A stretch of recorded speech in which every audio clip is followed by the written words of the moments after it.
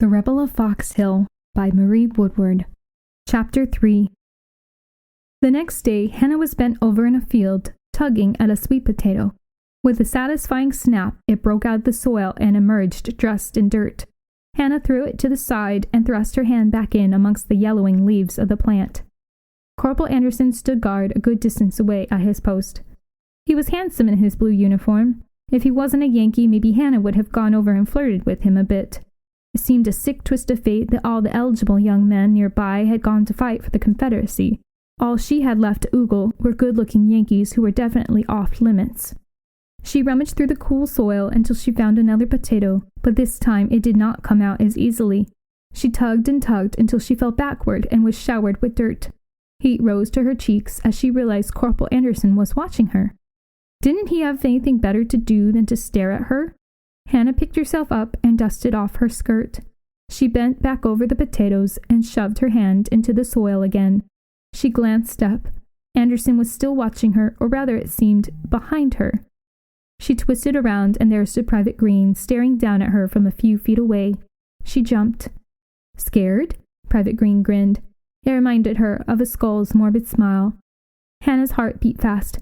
"No, what would I have to be scared of?" she lied. She turned her back to him, hoping he would go away. "Me? Well, I guess I didn't expect you to be there," Hannah replied. She felt around in the soil again. Green stepped into her plants, grinding the leaves into the ground under his muddy boots, and bent down next to her. "Let me help." He reached down and met her hand, but Hannah recoiled at his bony touch and jumped up. "That's not necessary, thank you," Hannah said. She gathered the sweet potatoes from the ground into her apron. She had a bucket for them somewhere, but she had to go past Private Green to get it. Green's jaw tightened. "I said I'd help." Hannah ignored him, heading toward the house. Green grabbed her arm and stopped her, his fingers digging into her flesh. "Where do you think you're going?" "Let me go," Hannah cried, pulling away from him and the foul stench of his breath. Sweet potatoes fell from her apron. Green's lip curled. "What, are you too good for my help?" "Let her go, Green," Corporal Anderson said in a deep, commanding voice. He had left his post and was close now, staring at Green intensely, his shoulders squared. Green's grip slackened, and she hurried toward Corporal Anderson. "What did I tell you about touching her?" Anderson growled. Green took a step back and threw his hands into the air. "It's not my fault, it's hers." "My fault?" Hannah said as she cowered behind Anderson. "She thinks she's too good for my help," Green said. "And she is," Anderson said, nodding at Hannah. "Now get out of here before I change my mind. You're lucky she's here, or I'd give you a piece of my mind." Green laughed. "You're a coward, Andy. You and her to fly. Trying to show off for the Setchus girl, huh?" "Get," Corporal Anderson snapped as he shifted his gun to the other shoulder.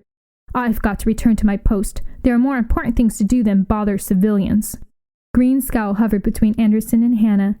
Without another word, he turned on his heel and was gone. Anderson stooped down to pick up a fallen sweet potato and handed it to Hannah. "If I were you, I wouldn't hang around where Green is." "But we need to harvest the potatoes before the frost hits," Hannah said as she took the potato and placed it in her apron. "I can't hide away with all the work that needs to be done, and I shouldn't have to. This is my land, not Private Green's. Besides, I can't keep track of where he is at all times." Anderson frowned. "Perhaps I misspoke. You don't need to hide away, just be careful. I wouldn't want to see you hurt." Hannah began, but her protest fell short and her cheeks burned again. Anderson picked up another fallen potato. "Here, take this. I know it must be difficult, just you and your mother. It must be a lot of work for the two of you." Hannah grabbed the potato from his hand. "Thank you for your sympathy, Corporal Anderson. However, it is not needed.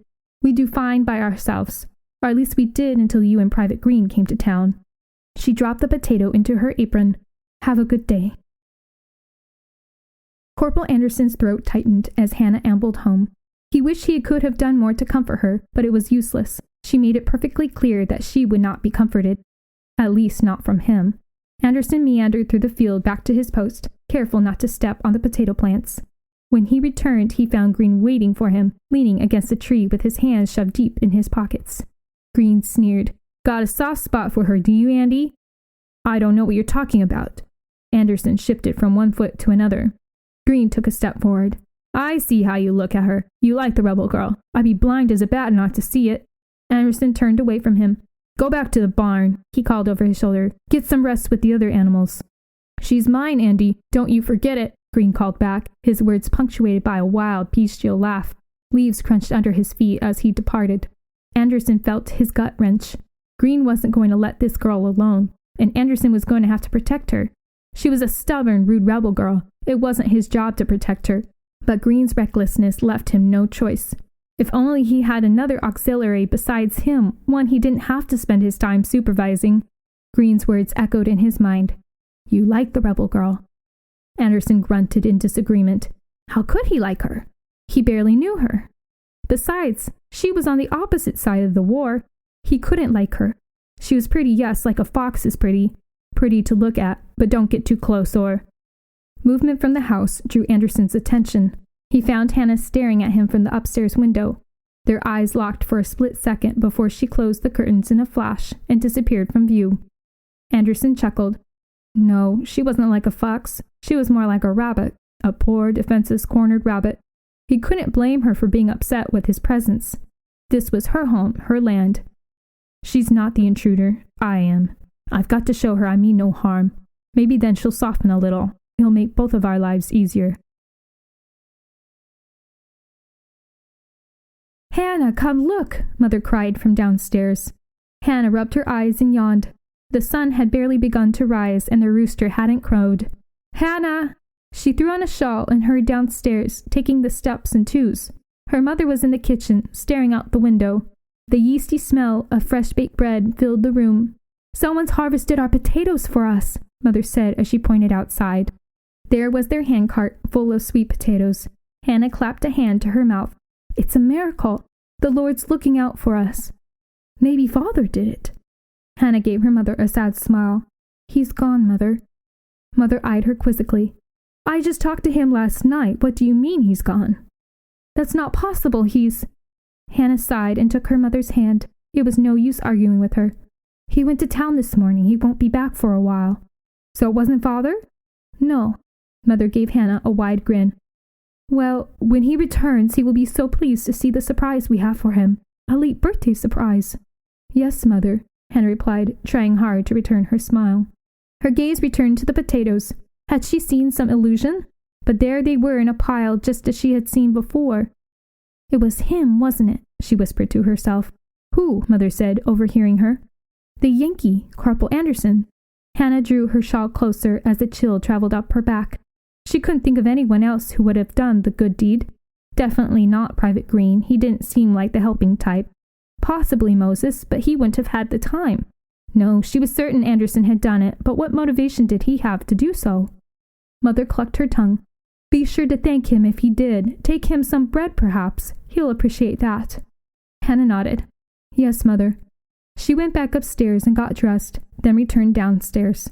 Fresh bread sat on the table, steaming hot. Hannah wrapped it in soft muslin and went out to the barn. If she wasn't mistaken, Corporal Anderson would be there. The rooster crowed as Hannah made her way to the barn. Just as she had imagined, Corporal Anderson was asleep in the hay, laying on his side. His clothes were covered in a thick layer of dirt and grime. Hannah bowed down and took a moment to stare at him, this enemy who had shown her family kindness. How wrong her father and Abigail had been about Northerners. Thank you, she whispered. She placed the loaf of bread next to Anderson's knapsack and leaned in closer. His hair covered his face, and Hannah found herself brushing it back behind his ear. She was so close she could almost kiss him. Without realizing why or what she was doing, her lips met his cheek and her stomach fluttered. Anderson stirred a little and Hannah froze. She breathed a sigh of relief when he stilled again and scolded herself for being so impulsive. The kiss meant nothing, Hannah told herself over and over as she walked home. She was grateful Anderson had been asleep when she kissed him. If she didn't say a word about it, which she wouldn't, he would never know it happened. You've been listening to The Rebel of Fox Hill by Marie Woodward. Please click the like and subscribe button to hear more of my audiobook. Your support means a lot to me. Thank you for listening.